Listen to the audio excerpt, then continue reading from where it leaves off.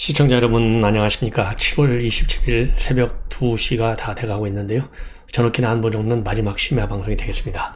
자려고 그랬는데요. 굉장히 중요한 뉴스가 하나 나왔어요. 결국은 유삼령 총경이 100기를 들었습니다. 자, 이제 더 이상 집단 행동해봐야 별 볼일 없는 것 같다. 그래서 이제 국회 논의를 좀 지켜보자. 그리고 윤희근 후보자에 대해서요, 경찰 내 의견을 좀 잘 들어서 이 반영을 해달라. 이렇게 이제 통사정하는 형태로 완전히 항복을 선언하고 나왔습니다.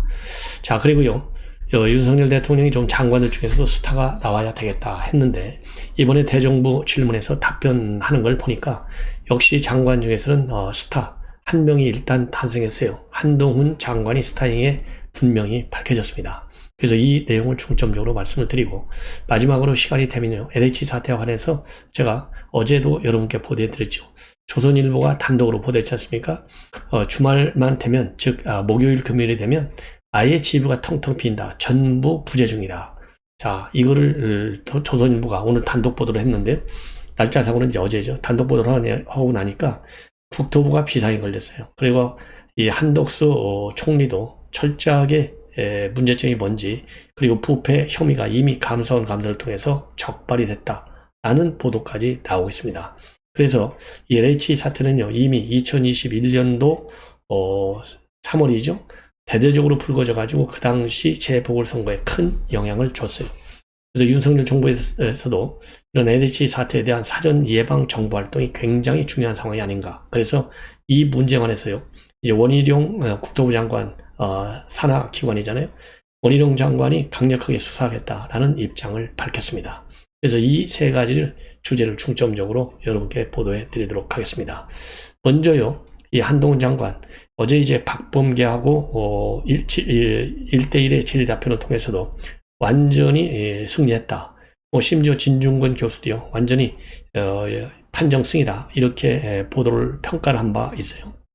그런데 마침 하루가 지나서 윤석열 대통령한테 바로 어제 26일 날 오전에 대통령 업무 보고를 했어요. 그래서 업무 보고를 마치고 11시 15분쯤에 청사 1층에 있는 기자실을 찾아서 직접 기자들하고요, 질의 답변을 가졌습니다. 첫째는 이제 스타로 탄생, 스타덤에 올라갔다. 이렇게 볼 수밖에 없는 몇 가지 이유가 있는 것 같아요. 제가 평가하기에. 첫째로는요, 기자실을 찾아서 첫째, 자신있게 얘기했다. 자기 직무와 관련해서 자신만만한 태도로 질의를 하나도 가리지 않고 전부 다 받아서 넘겼다. 두 번째는요, 이 기자들의 질문을 끝까지 한 사람도 남김없이 다 받으려는 노력을 했다. 이게 이제 두 번째 포인트고요. 세 번째는 한동훈 장관, 지금 이제 검찰총장이 수사에 대해서는 직접 수사 지휘권을 발휘하지 않겠다라고 얘기를 했지만, 어쨌든 검찰 관할하잖아요. 그래서 문재인 정권의 잘못된 검찰 제도, 이런 것을 제대로 뜯어고치겠다라고 하는 강한 입장을 밝혔어요. 이것도 바로 어제 국회에서 있었던 박범계 질문을 반박하는 형태로 이어졌다고 하는 점, 이런 점들이 굉장히 스타로 크고 있는 한동훈 장관의 모습을 우리가 볼 수 있는 것 아니겠느냐라는 생각이 들어요. 그 다음에 마지막으로 하나, 이 고위 관리들이 좀 민감한 얘기 할 적에는요, 익명의 인터뷰를 많이 해요. 그럼에도 불구하고 실명을 써달라 거침없이 본인이 요구까지 했어요. 이런 걸로 본다면 역시 스타다운 기질을 가지고 있고, 그러한 또 용기와 배짱을 가지고 있고, 또 이게 전문적인 지식, 식견이 없으면 불가능하거든요. 그래서 실력도 충분히 쌓아 있다. 그래서 제가 보기에는요, 이제 덕목만 좀 더 갖추면, 왜냐면 재주가 많고 지식이 많고 그렇다고 해서 꼭 스타가 되는 건 아니지 않습니까? 이 정치인 스타는 덕목이 저는 가장 중요하다고 봐요. 덕목. 실력 플러스 덕목. 이 덕목이라는 건 뭐냐? 결국은 인성을 보는 거죠. 인성, 캐릭터.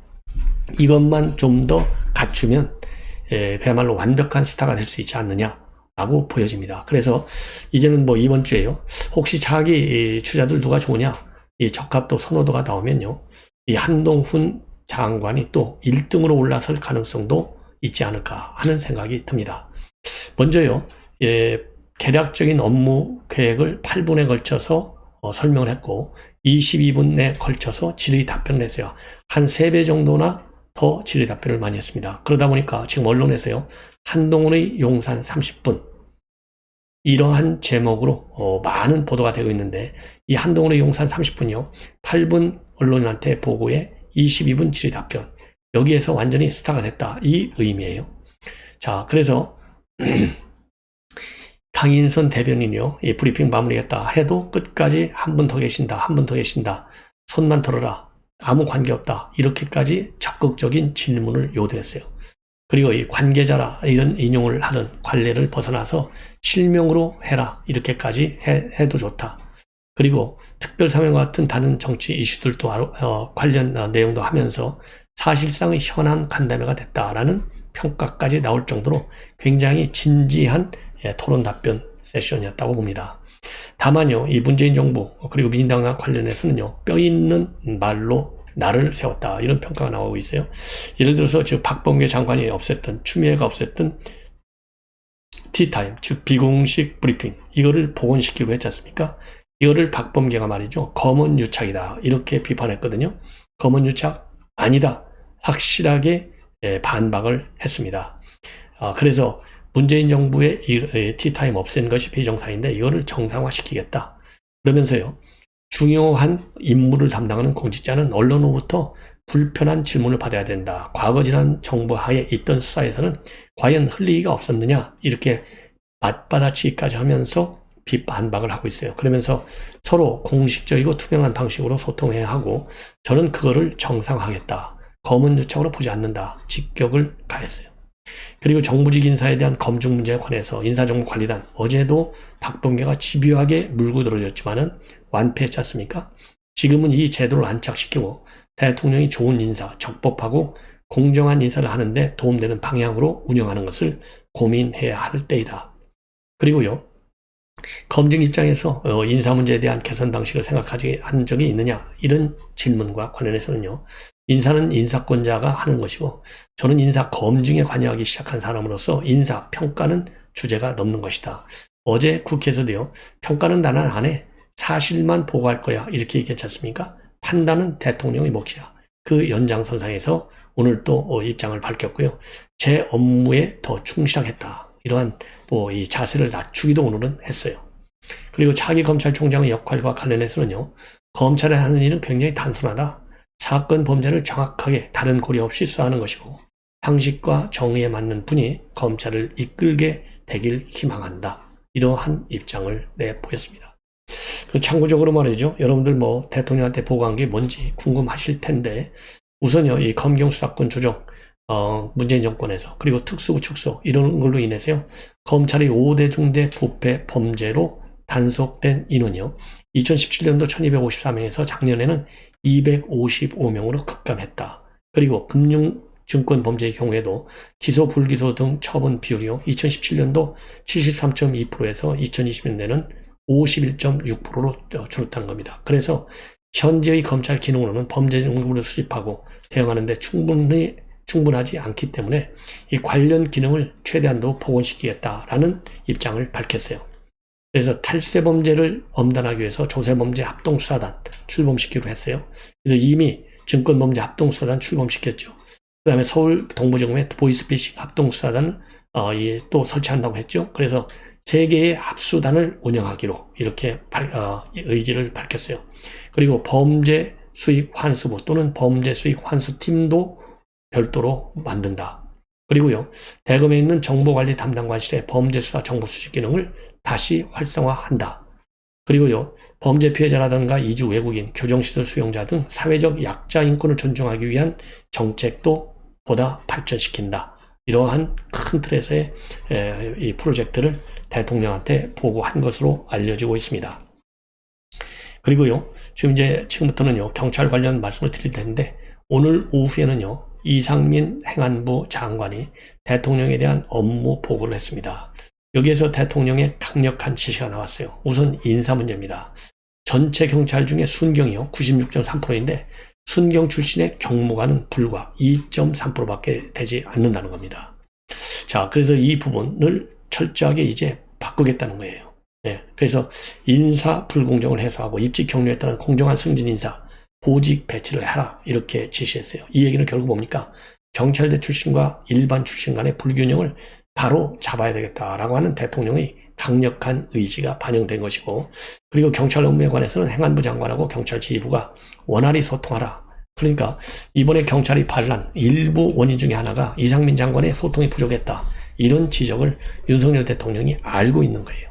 그래서 소통을 강화하고 인사, 입직 경로에 따른 불공정 인사가 되지 않도록 철저히 챙겨봐라, 이러한 지시를 내렸다고 합니다.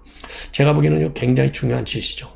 자, 그래서 좀 이상민 장관은요, 이 승진 운영과 관련해서 매년 경무관 승진자 중 순경 등 일반 출신 비중을 앞으로 20%까지 높일 수 있도록 승진 기준을 개정하겠다라고 밝혔고요.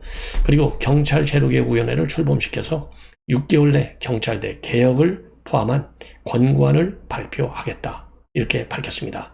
특히 경찰대 폐지를 검토하거나 고민하고 있냐, 이런 질문과 관련해서는요, 경찰대학을 나왔다고 해서 바로 7급에 상당하는 공무원, 이게 7급 공무원이 경찰로 따지면요 경이거든요. 이거는 가장 큰 문제다. 그래서 요즘 공무원 되기가 굉장히 어려운데 특정 대학을 졸업하는 이유만으로 7급 공무원에 자동 보임이 되는 것은 이건 불공정의 시작이다, 이렇게 아주 세게 비판을 하고 있어요. 그래서 경찰대 출신들 지금 요직을 차지하고 있는 데 대한 부정적 시각이 굉장히 강합니다. 그래서 작년 8월 기준으로 보면요, 경무관 77명 중 59명, 74.7%가 경찰대 출신이고, 총경의 경우에는 600여 명 가운데 경찰대 출신이 절반이 넘는 것으로 알려지고 있어요. 그래서 이번 이 경찰들의 반란도 특정 출신들이 장악하고 있다, 이런 비판을 이상민 장관이 한 거예요. 그리고 오늘 이 기자 브리핑에서요, 이상민 장관은 경찰 반발을 쿠데타로 표현한 거, 여기에 대해서는 격한 발언이다, 이런 비판이 있거든요. 여기에 대해서는 충분히 수용한다, 이렇게 조금 고개를 낮췄습니다. 자, 이렇게 해서요, 이제 이상민 장관의 오늘 보고 그리고 대통령의 지시 내용의 핵심은 인사의 불공정성을 제거하라, 이거 아니겠습니까? 그리고 경찰대 개혁도 그 방안 중에 하나로 거론되고 있는 거예요. 그러다 보니까 이런 것들이 작용이 됐다. 어디에? 유삼영 총경이 바로 경찰 폴 렛에, 그리고 일부 언론과의 인터뷰를 통해서요, 30일로 예정된 경찰 전체 회의, 이거를 갖다가 자제해달라, 이런 입장을 내놨어요. 그래서 30일 오후 2시서부터 6시까지 지금 경감들 전체 집단 회의를 예정해 놓고 있는 거 아니겠습니까? 여기에 대해서 자제해달라라는 내부의 글을 올렸습니다. 한마디로 얘기해서 유삼영 총경이 완전히 백기를 튼 거나 마찬가지예요. 제가 보기에는 이 대기 발령 조치를 철회하는 그런 움직임의 일환이 아니겠느냐. 그러니까 반성문 쓰니까 이제 철회하겠다, 이런 명분도 되는 거 아니겠습니까? 그러면서 자연스럽게 경찰이 반란을 누그러뜨리는 효과도 거둘 수 있는 그러한 딜이 있지 않았는가 생각되는 부분이에요. 그래서 30일 예고된 경찰 전체 회의를 자제를 촉구하는 한편, 윤희근 후보자에 대해서는요, 조직 내 의견을 수렴할 수 있는 방안을 강구해 달라, 이렇게 두 가지를 강력히 촉구하고 있어요. 그래서 이 경찰 내무관인 폴 렛에 올린 글을 보면 제목이요, 유삼영 총경입니다. 유삼영 총경입니다. 여러분 사랑합니다. 여기에서 시작을 해요. 자, 이 내용이 굉장히 중요한데요. 이렇게 되어 있습니다. 우선 전국 총경회의 이후에 경찰국 설치 및 지휘규칙 신설에 대한 국민적 논의가 논의되고 있다. 국회에서도 경찰의 민주적 총재 방안에 대한 논의를 이어갈 것으로 예상하는데, 이런 상황에서 경찰관이 다시 모임을 추진하는 것은 국민 여러분에게 심려의 기치를 둘 수 있고 우리의 목소리가 너무 커서 듣기 어려울 수 있다. 그러니까 이제 비판적 목소리가 오히려 더 많이 나온다는 것이죠. 자, 그래서 추가적인 경찰 모임에 대한 우려를 표명하고 있어요. 그리고 정제되지 않은 의견 제시와 항의만으로는 경찰의 민주적 총재 자체가 마련되는 것이 아니다. 일단 국회에서 논의되는 과정을 살펴주시고 지지하는 방안에 대해서 국민의 한 사람으로서 힘을 실어주기 바란다. 그리고요, 윤희근 후보자에 대한 당부 그리고 요청도 하고 있어요. 경찰관들은 자기들의 의견이 표시될 수 있는 방안을 요구하고 있는데, 검찰회의는 검찰총장의 공식 지시로 했기에 정당하다고 평가를 받고 있으니 직무대행께서, 즉 윤희근 총장 후보자죠, 동료들의 의견을 충분히 수렴하는 공식 지시를 해달라. 정부 정책을 설명하는 것보다는 우리 경찰관이 정말 우려하는 점이 무엇인지 귀를 기울여달라. 경찰관 의견을 공식적으로 정부에 전달하는 것이 직무대행께서 해야 할 일이다. 더 이상 국민을 불안하게 해서는 안 되고 이제 우리는 서로가 서로에게 낸 마음의 상처를 치유하고 분열된 모습 없이 모두가 단결해 경찰 앞에 놓인 이 위기를 극복해 나가야 된다. 그러니까 서로의 상처를 준 거 치유하고 분열된 모습 없이 하자. 이 얘기는요. 일체 집단 행동을 하지 말자라는 우회적 표현이야.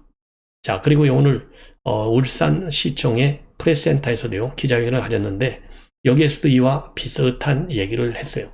이미 시행령이 국무회의를 통과했고 국민들도 알게 된 지금의 상황에서 회의를 여는 것이 국민을 불안하게 할 수 있고 다칠 수도 있으며 안정되고 화합하는 조직의 모습에 저될까 조심스러운 마음이다. 이제 민심을 알고 있어요. 그래서 저도 여러분들께 이 경찰의 집단 반란 사태를 보도하면서 시종일관 부탁을 드렸던 것이 이제는 상식 시대가 아니냐. 이 상식적으로 경찰의 집단 반란은 우리 국민들이 용납하지 않는다. 이러한 비판 여론을 많이 만드는 것이 최상의 길이다. 그러면서 제 방송을 SNS를 통해서 많이 공유해 주십시오. 이런 부탁의 말씀을 드린 바 있어요. 그런 것처럼 이제 민심이 완전히 돌아서고 있어요. 전 언론이 전부 다 돌아서고 있어요. 왜? 지금 현재 이번 경찰의 통제, 경찰국 신설이 뭡니까? 검수완박을 강행시킨 민주당의 오류 중에 가장 큰 오류가 검수완박에 따른 경찰 권력의 비대화, 그에 따른 국민 인권의 침해 가능성, 여기에 대한 보완 조치가 전혀 없다. 이것이 문제점 아니겠습니까? 이러한 문제점을 우리 국민 모두가 인식하고 있는 거예요. 그래서 당시 검찰의 반란에 대해서는 우리 국민 모두가 절대적으로 지지를 했던 겁니다.